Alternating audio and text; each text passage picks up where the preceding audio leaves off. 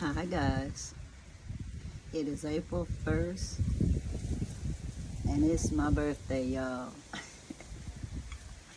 I started celebrating early yesterday because when you go almost 72, you just can't wait till the exact day. I remember long ago, I never even told anybody when was my birthday because people used to say, the April, you know what. And it used to make me so mad, y'all. It did. Talking about can't take a joke. Nobody wants their birthday to be a joke. But lately, people have been having more common sense and more compassion.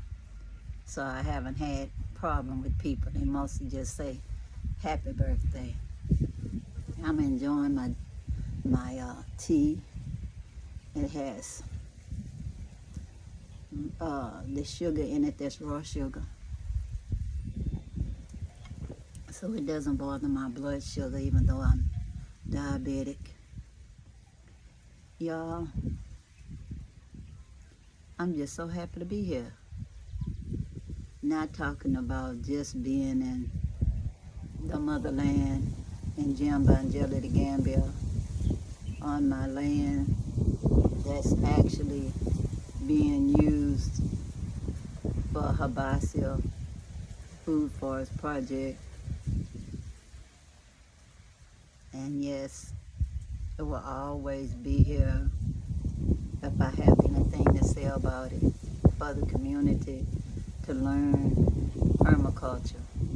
And for those that's really motivated, permaculture economics. Your life can be changed by just learning to feed yourself, your family, and you get so good at it that you feed the people. When you have customers, you have money, and you can buy whatever else you need because you're providing food, because man must have food, clothing, and shelter, y'all. The land here is very fertile. Hard as a brick when it's not wet, but it's fertile. And I've seen lots of things grow here. Hopefully in a year from now, I'll be able to see a real food forest, y'all. I want it to look like a forest, so people have their instructions about no pruning. I want my trees to look like Most High made them.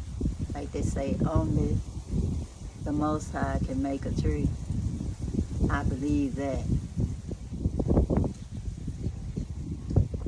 So we don't know no better than the Most High on how wide it should be or tall it should be and all that. You just let it be, as they say, let it be. And it will grow. If you don't disturb it, it'll take its time and it'll grow and it'll be what it's supposed to be. The strong will survive and bear fruit. In due season, it will grow fruit. Lots of people want to know how it is when you come to the motherland, and today I'm going to say a little bit about it. It is not all paradise.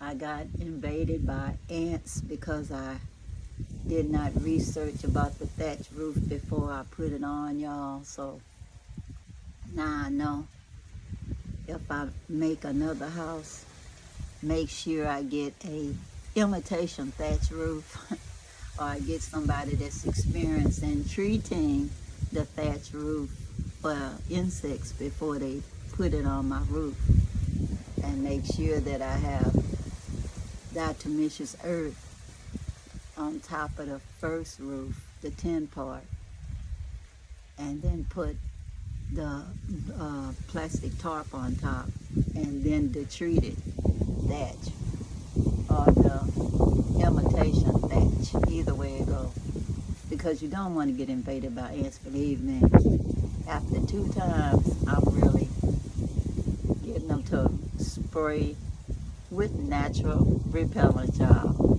made out of water, vinegar, soap, detergent, red pepper.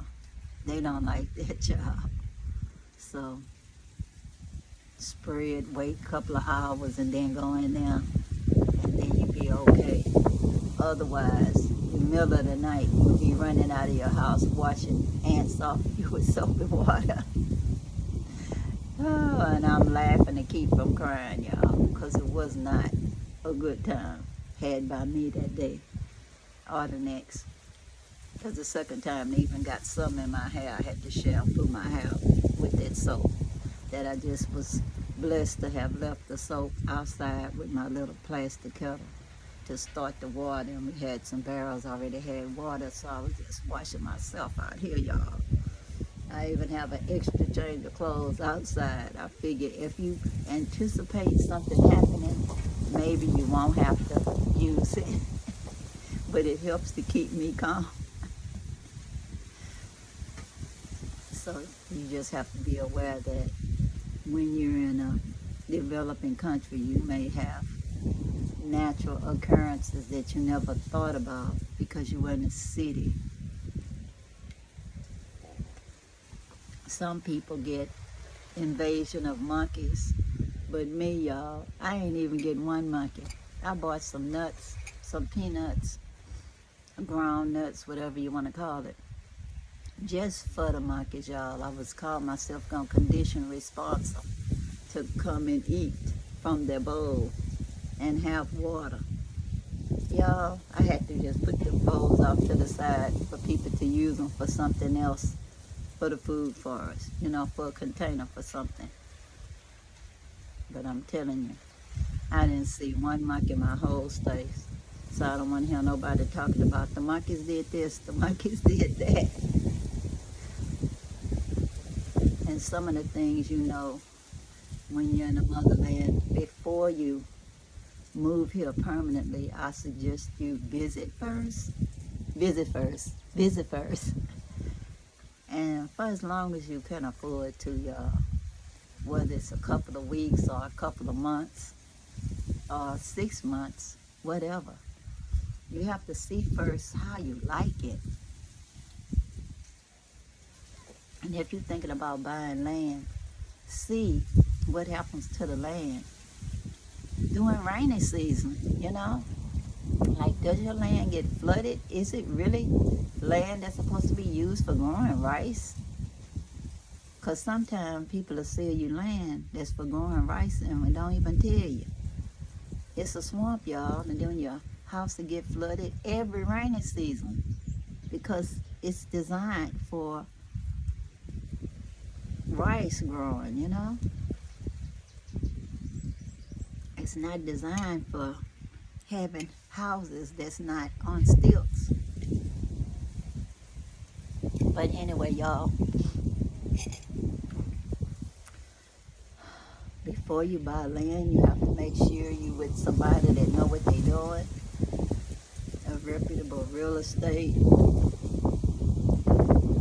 or real estate lawyer, whatever. But get lots and lots of references from people who's dealt with them before.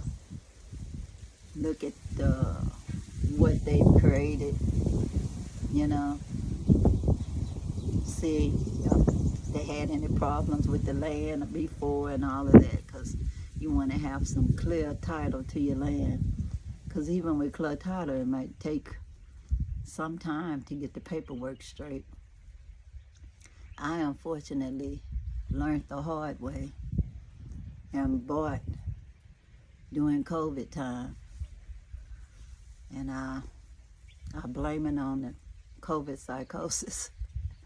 Buying land I had never seen. And then when I got here, it was almost a Ponzi scheme, y'all, for real.